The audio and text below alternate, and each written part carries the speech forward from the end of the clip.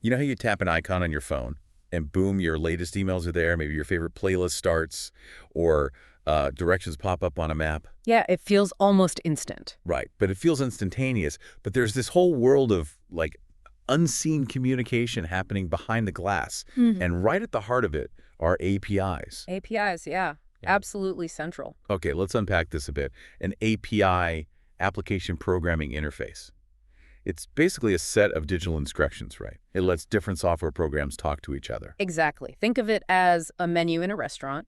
It tells you what you can order and how to order it, but you don't need to know how the kitchen actually prepares the dish. That's a good analogy, and you see this everywhere. Think about a big platform like Google. They have so many services: search, maps, translate, calendar. Uh-huh.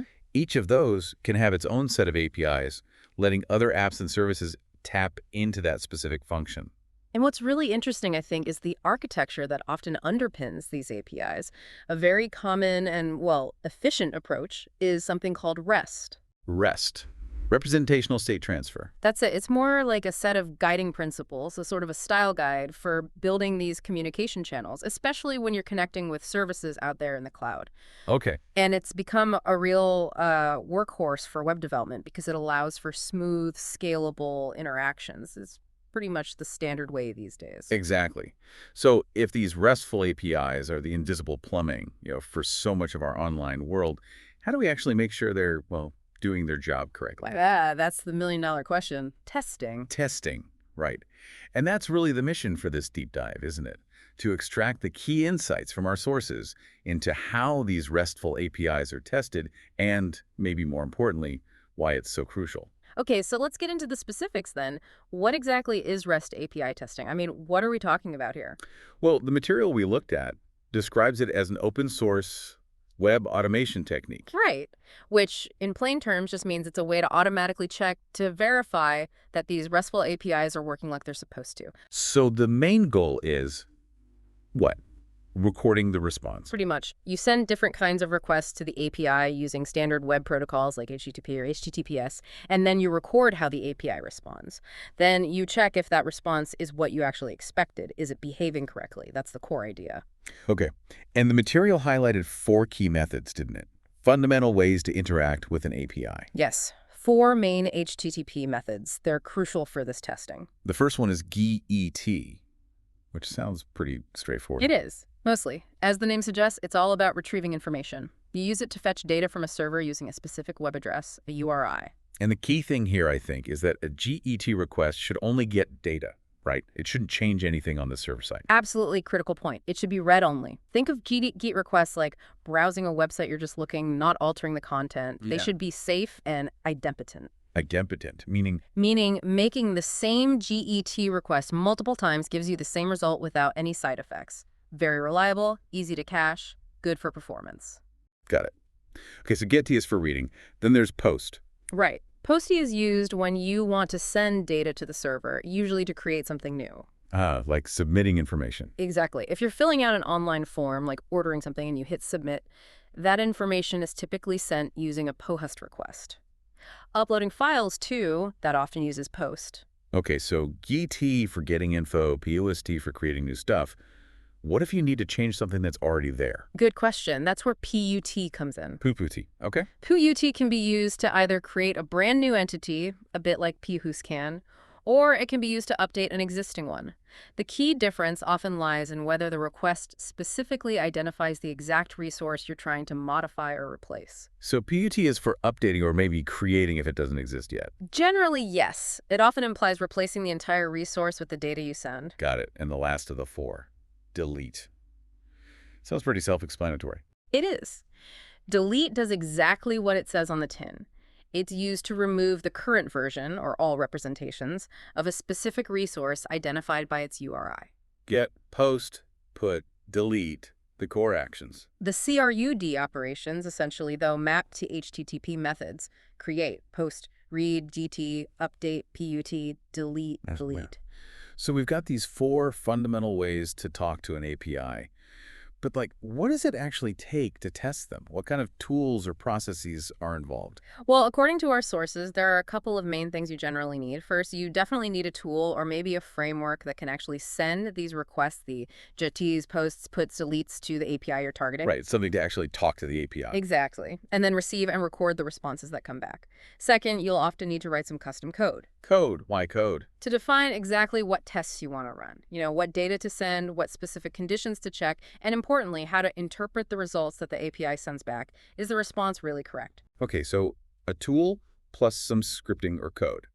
The material even gave some examples of tools, right? Advanced REST Client, Postman. Yeah, Postman is very popular. Advanced REST client, and even using something basic like curl in Linux or Mac OS, these tools give testers the power to craft and send those different types of requests and inspect the replies. And to make this less abstract, the sources walk through an example using that Advanced REST Client. Right, with a dummy API, http.ip.jsontest.com, which is basically just an API that tells you your public IP address. Simple, but good for illustrating the process. Okay, so step one, obviously open the tool, Advanced REST Client in this case. Then you pop in the URL, the address of the API you want to test, so that ap.jsontest.com address. Makes sense. After that, you select the HTTP method you want to use for this specific test. Get, post, put, or delete. Exactly. Now, the example in our material actually mentioned trying post, even though that specific dummy API is probably just designed for GUI. Oh. But the principle is the same. You choose your action. Are you retrieving, creating, updating, or deleting? Assuming the API supports it, of course. Then there was a step about headers. Providing and confirming headers. What are those again in this context? Headers are like extra bits of information sent along with your request or the response. Metadata, essentially. Okay, like what kind of info? All sorts of crucial details, like the format of the data you're sending or expecting, maybe you say content type application JSON to indicate you're sending JSON data. Ah, right. Or they could include authentication tokens like a password or an API key to prove you have permission, or even things like caching instructions. The tool, Advanced REST Client, apparently has buttons to help manage these header sets. Okay, headers provide context and control. And then we get to the body content. This seems really key for methods like PUST or PUT. Absolutely right, because that's where you put the actual data you're sending to the server. Like the customer info or the file upload. Exactly. The example shows switching to the body tab in the tool, setting the content type here, application JSON, which is super common for web API. It's okay. And they mention setting the editor view to raw input and show an example payload. Properties sites, report type, all. That's the actual data chunk being sent in their example post request. Okay, so you set the URL, method, headers, body. Oh, Then what? Just hit send? pretty much. You submit all those details, and the tool sends the request off to the API server. Then you wait for the response. The material also mentioned a details button to view things like the response headers that come back too. So request goes out, API does something. Yeah. And sends back a response. Yeah. But how do you actually know if the response is, good? How do you validate the result? That's maybe the most critical part of the whole testing process, validation. Right. Our sources highlight three main things you need to check really carefully in the API's response. First, the response code. The status code, like 200, okay. Exactly that. It's a standard numerical code that quickly tells you the basic outcome. 200 usually means success. 404 means not found. 500 means server problems. Generally, yes. Internal server error. There are many others, indicating different things like bad request, 400, unauthorized 401, forbidden 403, and so on. Checking this code is the first quick check. Okay, so the code. What else? Second, the response message. This is usually a short, human-readable text that goes with the code, like OK or not found. It adds a little context. Gotcha. Code and message. And third, and often most important, the response body. The actual data that comes back. Precisely. This could be JSON, XML, HTML, plain text, whatever the API is designed to return. You need to scrutinize this body. Does it contain the data you expected? Is it structured correctly? Are the values accurate? This is where the real validation happens. So check the code, check the message, and really dig into the body content. That's the core of validating a single API call. Okay, this sounds quite systematic, which is good. But the material also brought up some challenges of API testing. It sounds like it's not always quite so straightforward. Oh, definitely not. It can get complex fast. So we understand the what's and the basic how, but what are some of the hurdles testers face when they're trying to make sure these APIs are solid? Yeah, there are some interesting problems. One big one is just the sheer variety of possible inputs and parameters you could send to an API. You mean like different data for that PS body? Exactly. Testers need to be creative. It's not just about checking the happy path with normal inputs. You need to try weird stuff, boundary conditions, Like what? like sending empty values, really long strings, negative numbers when positive are expected, invalid formats, Uh-huh. trying to break it, essentially, to expose failures. Right. Pushing the limits. And another thing is when an API call takes multiple parameters, figuring out interesting combinations of parameter values can be tricky. Ah, because one parameter might affect how another one behaves. Precisely. You can't possibly test every single combination if there are many parameters, so you have to strategically choose combinations that are likely to occur or likely to cause issues. Hmm. That makes sense. And it's not just about the data you send directly, is it? The material mentioned, the context of the call. Yeah, that's a really important point. An API's behavior might depend on things outside the direct request. Like what? External things, like maybe the state of a connected device or whether a certain file exists, or internal things like what data is already stored in the database. The environment matters. So testers need to control or at least be aware of that environment? Absolutely. To get reliable, repeatable tests, you need to manage that context. Otherwise, a test might pass one time and fail the next for reasons unrelated to the API call itself. Okay. And it also mentioned sequencing API calls. Right. Very few real-world applications rely on just a single API call in isolation. True. You might log in, then get profile data, then update something. Exactly, a sequence.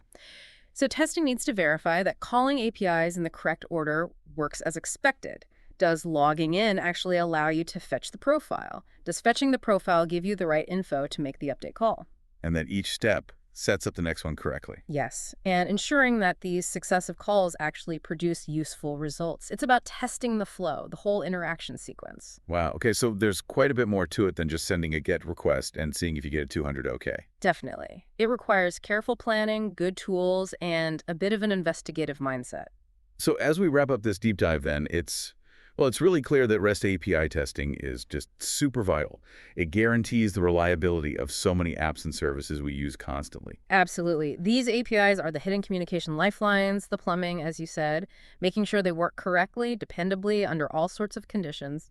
That's what testing achieves. And we cover those 4 key methods: GET for retrieving, Pust for creating, PUT for updating, and delete for removing. and stressed how crucial it is to validate the response. Checking that status code, the message, and especially digging into the response body. Couldn't have said it better. And it really does make you think, though, when you consider just how many different APIs a single app on your phone might be juggling behind the scenes. Yeah. Authentication, fetching data, location services, payments, notifications. Right.